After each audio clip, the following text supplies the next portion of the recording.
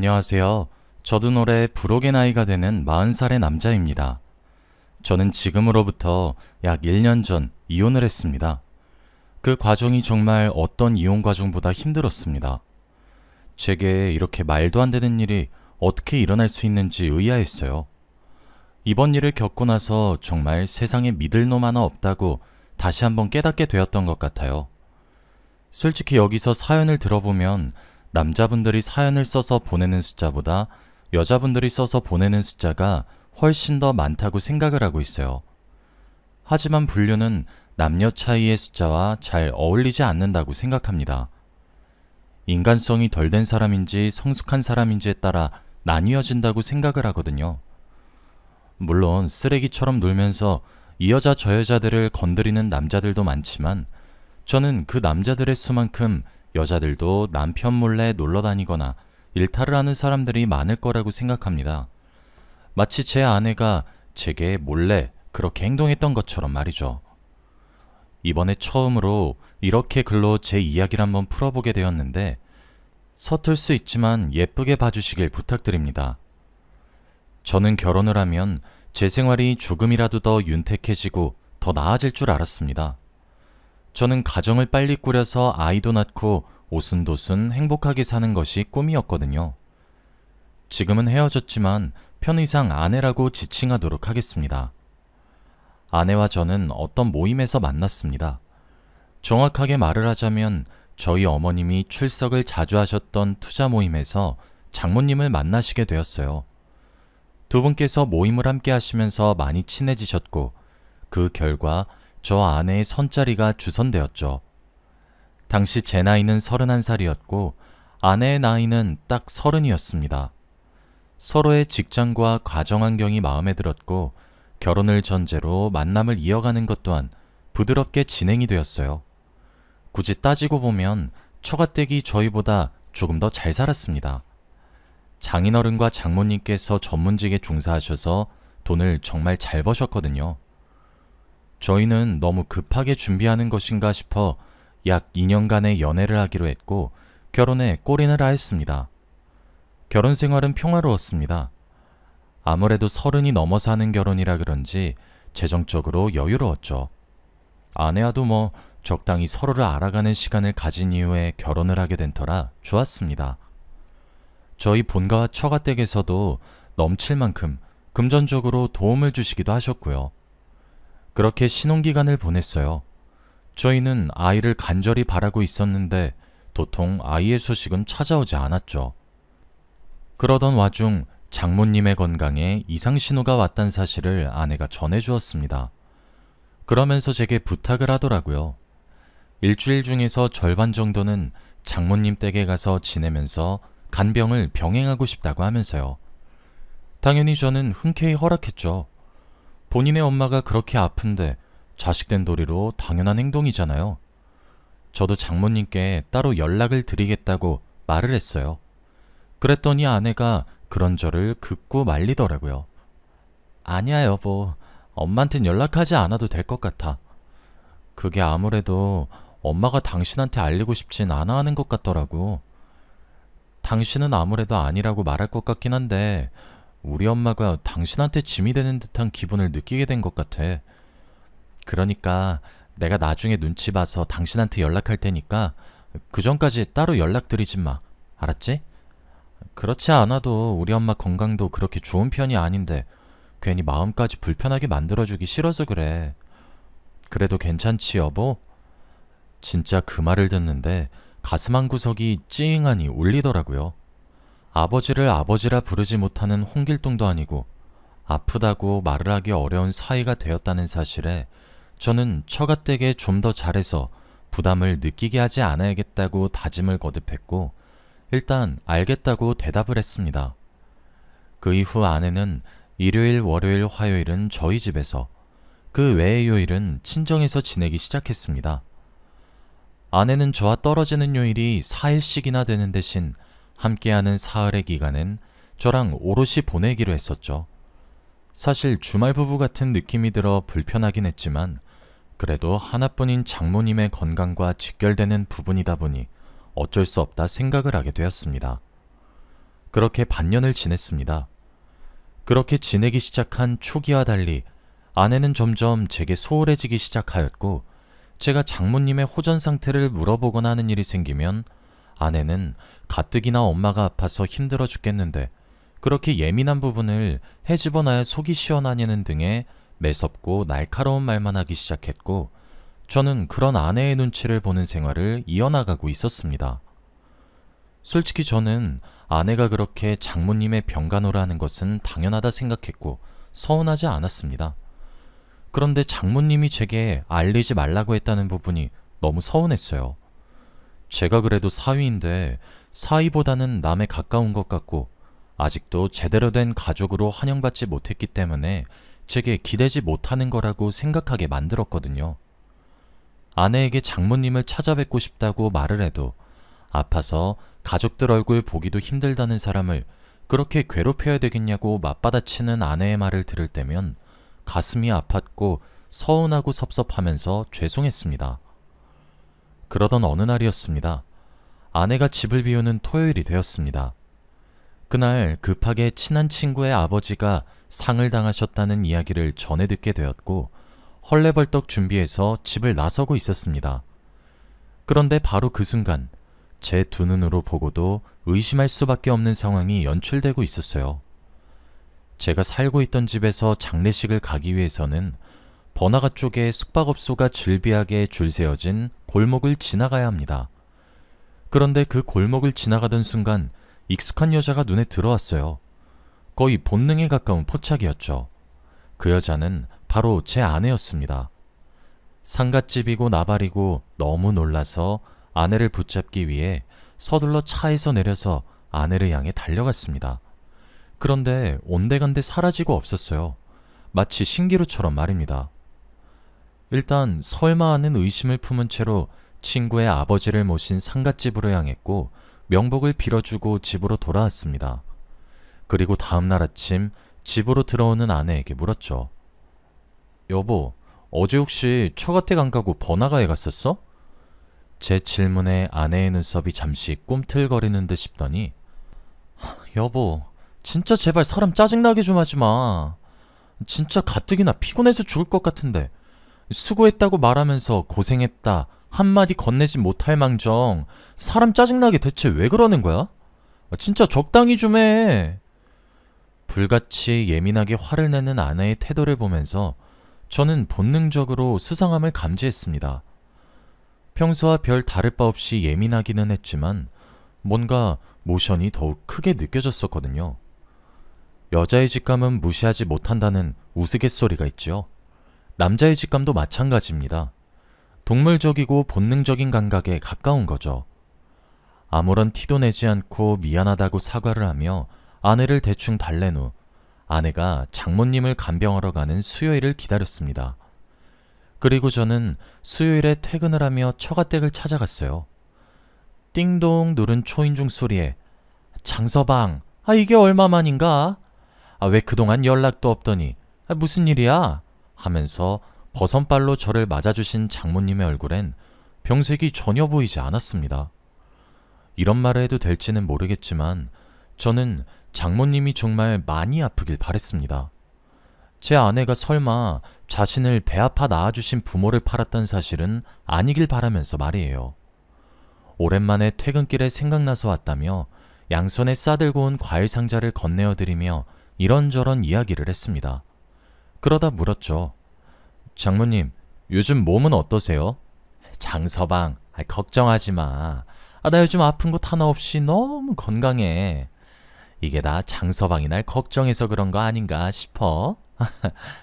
그렇게 대답하시는 장모님의 말 뒤에 장인어른께서 장서방, 너희 장모가 얼마나 체력이 좋은지 모를 거야. 오랜 감기 한 번 걸리지 않더라니까. 라고 대답을 이어하셨죠. 장서방, 요즘 왜 이렇게 말랐어? 요즘 얼굴 보기가 왜 이렇게 어렵느냔 말이야. 희정이한테 물어봐도 요새 장서방 일이 엄청나게 많아서 몇 개월 동안 야근만 하고 있다며? 혹시 내가 연락하거나 그러면 장서방이 부담 느낄까 싶어가지고 내가 연락 안 했던 거야.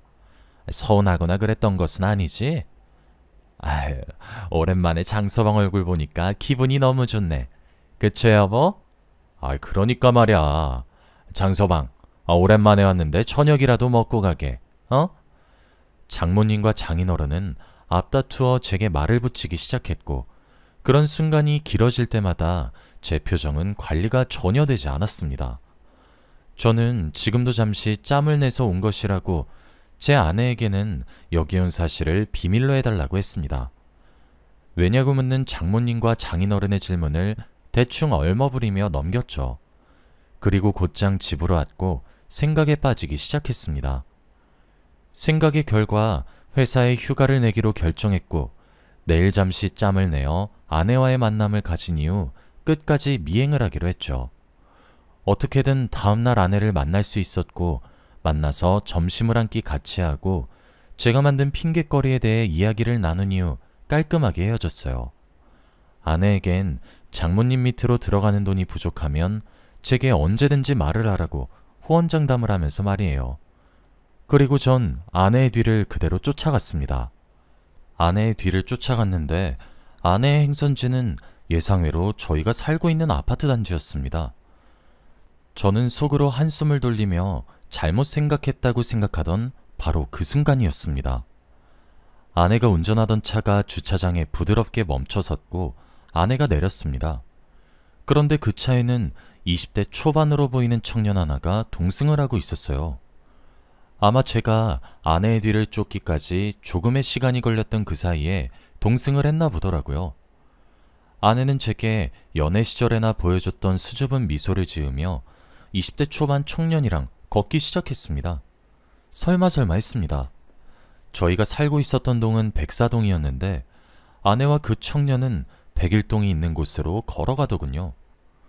여러분들은 본인의 배우자가 불륜을 저지르고 있는 상황을 직접 두 눈으로 목격을 하게 되면 뒤집어 엎을 것 같죠? 그런데 실제로 그 상황에 놓이면 아무 행동도 할 수 없게 됩니다. 주차장에서 멀어지는 두 사람의 뒷모습을 멀거니 쳐다만 보았어요. 정신을 차려보니 이미 두 사람은 사라지고 없었고 주차장에 저는 아내의 차와 함께 놓여졌죠. 본능적으로 열쇠를 들어 아내의 자동차 문을 열었어요. 저희 부부는 각자의 자동차 스페어 키를 함께 가지고 있었거든요. 그리고 블랙박스를 확인하기 시작했습니다. 매우 불행하게도 제가 확인을 하게 된 그 영상 속에서는 믿기 힘든 일들이 벌어지고 있었습니다. 블랙박스는 최대 2주 정도의 데이터를 가지고 있었습니다. 그리고 그 기간은 아내의 불륜을 확인하는 데 부족함이 없는 기간이었어요. 아내의 자동차에 있으면 제가 이성을 잃을 것만 같아 집으로 블랙박스 영상을 들고 올라갔습니다. 그리고 모든 영상을 하나씩 재생하기로 했어요. 영상만 봐도 무슨 일을 저지르고 있는지 알겠더군요. 이건 영상을 보고 난 이후 제가 따로 알아본 사실인데 아내는 아내의 명의로 새로운 아파트를 하나 구했더군요. 저와 같은 단지에 동만 다른 곳으로 말이에요. 그리고 제게는 장모님의 건강이 위독하다는 말이 되지 않는 핑계를 댔고 처가댁에는 제 일이 너무 바빠서 야근에 치여 살아서 연락을 자주 하지 못한다는 핑계를 대면서 불륜을 저지르고 있었던 거였습니다. 문득 서재에 있는 컴퓨터에 아내의 공인인증서가 저장되어 있다는 사실이 생각나더라고요. 저는 컴퓨터를 켜서 아내의 공인인증서로 로그인을 했습니다. 그 결과 매달 300만 원씩 강찬영이라는 사람의 계좌로 돈을 보내오고 있었더군요. 그날은 뜬 눈으로 밤을 지새우면서 이 일을 어떻게 헤쳐나가야 하는 건지 전 정말 모르겠더군요. 그리고 그 시간은 짧은 시간이었지만 제가 결정을 내리기까지 충분한 시간이었습니다. 저는 위로 누나가 한 명 있어요. 적으로 만나면 정말 힘들겠지만 제 편일 때는 세상 그 누구보다 든든한 사람인 누나죠. 저는 누나에게 만나자고 요청했고 누나를 만나 모든 이야기의 전말을 말해주었습니다. 당연히 누나는 분노했습니다. 저의 누나의 절친인 미연이 누나가 있는데 그 누나가 이혼 전문 변호사입니다. 저도 어린 시절부터 미연이 누나를 알고 지냈어가지고 저와도 친한 사이인 편이죠. 누나는 바로 미연이 누나에게 이 사실을 알리고 이혼 소송을 준비하자고 얘기를 했고 저도 알겠다고 했습니다. 솔직히 정말 아내가 단 한순간의 바람이었다면 실수였다고 합리화하면서 넘어갔을 것 같기도 합니다. 그런데 나이도 한참 어린 20대 초반의 어린 남자한테 빠져 가정을 등한시하고 제 부모를 팔아가면서 거짓말을 일삼고, 그리고 무엇보다 같은 브랜드 같은 단지의 아파트를 구매해서 두 집 살림을 하고 있었다는 사실 하나가 정말 너무나도 용서가 되질 않았습니다. 미연이 누나에게 모든 내용을 알렸고, 미연이 누나는 힘들겠지만 티를 내지 않으면서 좀 더 많은 증거를 확보해야 한다고 했어요. 블랙박스 영상과 거래 내역 정도만으로는 증거가 부족하다고 하면서 말이에요. 그 말에 저희 누나가 그러더라고요. 그 두 집 살림을 하고 있는 집 주소를 아냐고 말이에요. 안다고 대답했더니 누나는 일어나라고 하더군요. 저는 이혼을 결심하기로 하고 난 뒤 회사에 휴가를 낸 상태였고, 저희 누나는 프리랜서라 시간이 여유로운 상태였어요. 마침 시계를 보니 아내는 일을 하러 나갔을 시간이더군요. 저는 앞장서서 누나와 함께 아내가 두 집 살림을 하고 있는 집 주소로 향했습니다. 누나는 카메라를 켜서 촬영을 하기 시작했고, 저는 누나가 촬영을 시작하는 것을 확인하고 초인종을 눌렀습니다. 참, 머리에 새파랗게 피도 안 말랐을 정도로 앳된 목소리가 누구시냐고 묻더니 이내 문을 열더군요. 곱상하게 생긴 얼굴을 보니 그동안 잔잔하게 감성을 다독이며 이성을 유지하고 있었는데, 순식간에 머리에 열이 몰리면서 머리에 뚜껑이 열리기 시작했습니다. 누나는 제게 정신 차리라고, 이성 잃으면 안 된다고 소리를 빽 질렀고, 저는 침착하게 잠시 할 말이 있어서 왔다고 했죠. 무슨 일이냐는 말에 저는 제 아내의 이름을 이야기하며 그 여자 남편 되는 사람이라고 했습니다. 순식간에 사색이 되는 애새끼 얼굴을 보고 잠시 들어가서 이야기 좀 하자고 했더니 나가라고 문전박대를 하더군요. 그때 말했어요. 지금 나랑 이야기 안 하면 네 인생 망해. 평생 후회하게 돼도 난 모르는 일이다 그럼? 제 한마디에 바로 문을 열고 절 들이더군요. 어린 티가 확실히 나는 것이 고작 저 한마디에 별 의심 없이 들이는데 이런 멍청한 놈이랑 바람났나 싶더군요. 그리고 그 집에 들어선 순간 저는 할 말을 잃고 말았습니다. 거실에는 제 아내로 보이는 여자와 그 어린 놈이 하얀 드레스와 양복을 입고 마치 웨딩 사진처럼 사진을 찍어 걸어놓고 식기류며 슬리퍼며 모든 것들이 분홍색과 하늘색의 커플 아이템들로 뒤덮여 있었어요. 심지어 안방으로 보이는 방으로 들어가 보니 아내의 살림살이가 아주 마련이 되어 있더군요. 옷부터 화장품까지 없는 것이 없었고 울분이 터질 수밖에 없었습니다. 거실에 앉은 제게 무릎을 꿇으며 한 번만 봐달라고, 자신이 잘못했다고 시인하는 것까지 누나는 촬영을 마쳤고, 저는 그놈 몰래 녹취를 시작했습니다. 언제부터 만났는지, 내가 누구인지 알고 있는지, 유부녀인 것을 알고 만난 것인지 등등을 물었죠. 어린 놈이 멍청하게 제가 솔직하게 말하면 봐준 듯한 뉘앙스를 풍기자 구구절절 솔직하게 시인하더라고요. 그렇게 증거를 확보했고 그 집을 떠났습니다. 그놈이 제 아내에게 불이 나게 제가 다녀갔다는 소식을 알렸는지 아내로부터 연락이 오더군요. 저는 더 이상 연락을 받지 않았고 변호사를 통해 이야기를 하라는 말만 반복했어요. 미연이 누나가 그러더군요. 아내는 이혼을 원하지 않는다고 말이에요.